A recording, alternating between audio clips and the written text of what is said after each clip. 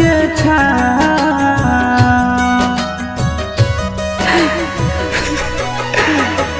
देखते होतई हमरे उराहिया बैठी के पीपरा के रुक रुक रुक अरे टरेनिया रुक रुक रुक रे टरेनिया ले ले चल जनुआ के गाँव रुक रुक रुक रे टरेनिया ले ले चल जनुआ के गाँव रुक रुक रुक रे टरेनिया।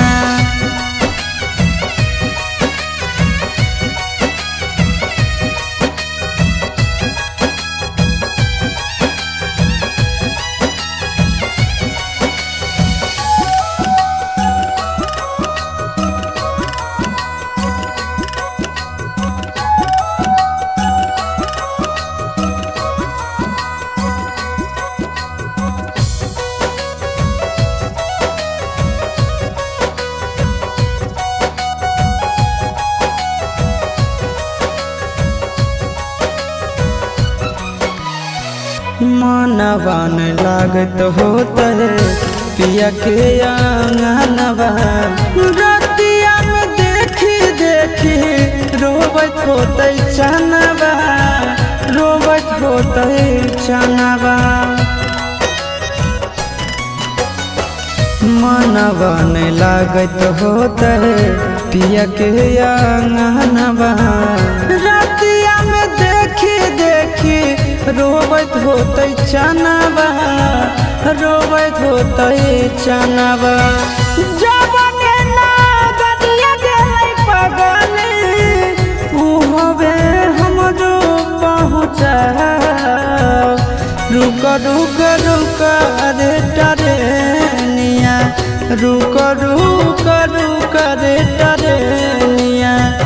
ले ले चलो जनुआ के गाँव रुक रुक रुक रे टरेनिया ले ले चलो जनुआ के गाँव रुक रुक रुक।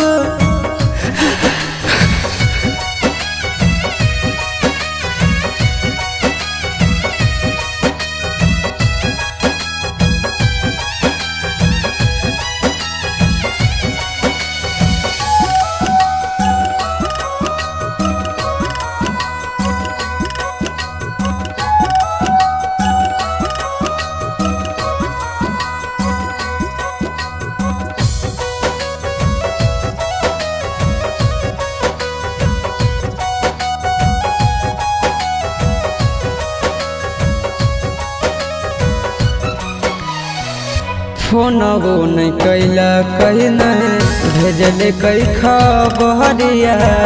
कौना देशवा में बस है जन के ससुररिया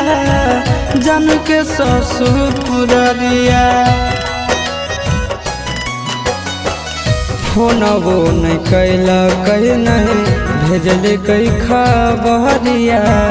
कौना देशवा में बस है जन के ससुररिया जन के ससुररिया गोरे ललटे बुझे मजबूरी बताई है आशीष के नाम